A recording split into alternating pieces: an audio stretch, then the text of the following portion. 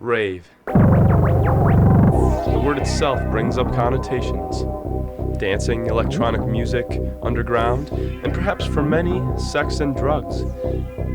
Rave parties have been going on in the Madison area for years, from small warehouse parties to the massive Alliant Energy Center events attended by thousands from all over the Midwest. Now, Backstage Pass wants to take you for a look inside the evolving Madison rave scene.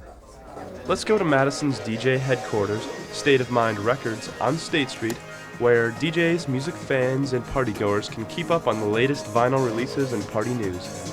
We talked to local DJs and promoters to find out why they're in the business of the Madison rave culture and what it's all about. It sounds really, trite and cliched, but you do really establish a connection with the crowd. I mean, a DJ is no more important than the crowd he plays to, and he's no more important than the producers who make the records, So you're an integral part, but you're nothing special. And I think that's important because there are a lot of DJs out there who treat themselves as rock stars and expect everyone else to. I always wanted to know how people did it. And I always wanted to know how one party I could go and have a great time, and one party I could not, just based on the atmosphere that I entered into. And also I do it because of the people who I hang out with.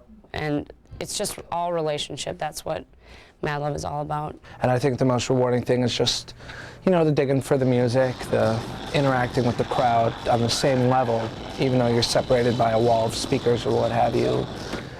And it's all blast. It's all a great time. It's been more fun for me than anything I've ever been involved in. After talking about the scene, we were ready to experience it for ourselves. We were lucky enough to catch a glimpse of the pre-party setup. We saw the sound system. We really saw the lighting. Not to mention those eye-burning lasers. Then the security staff gets debriefed, along with an unexpected guest. What's going on? You guys ready to bounce? And we're ready to start letting people in the door, dancing, and letting our worries go. Or are we? One promoter had some concerns about the police intruding on an upcoming event, not because of the legality of the location, but because of people's perceptions.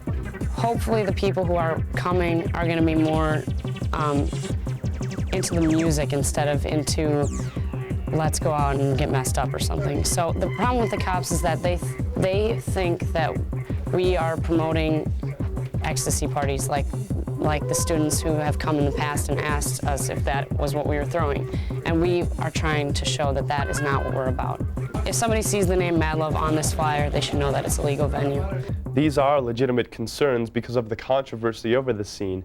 Since one Madison teen died of an ecstasy overdose last fall, local law enforcement has persuaded the Alliant Energy Center to stop hosting rave parties. I think it's a good thing. To be honest with you, I really think it's a good thing. I think that there needs to be a certain amount of respect that's in the scene right now that's really lost, with a lot of people just not respecting a venue, not respecting the promoters. Well, I think that's a really bad move on the Alliant Energy's part not to host parties there, because they can be monitored. It's a legal, safe venue. There's on-site medical staff in the event that something happens. And it's not, if something does happen that's outside of the artist's control, outside of the promoter's control, that is not their fault. I think that putting all the blame on the scene and the promoters, that's not solving the problem. The problems with the scene can be solved by awareness, by education, and by just generally people looking out for each other, which you don't see a lot of anymore. I don't think it's a good thing forever. I think that, the more it is, the more things are put under criticism and put under, restraints, the more underground it's going to push it. But don't base your opinions on what you see on TV. Zeke's advice: I'd say to anybody who has any questions and is interested in the music and wants to experience a rave, or is interested in experiencing a rave, just to go and try it. Go with an open mind. I mean, a rave is all about having the extreme left and the extreme right all together in one place. It's all about being able to have, John Q quarterback with, John Q addict in the same room together having a great time. So if you're into the music, the dancing, or just the party atmosphere and you'd like to try it for yourself, Look for flyers that advertise the event's names, dates, DJs, and promoters.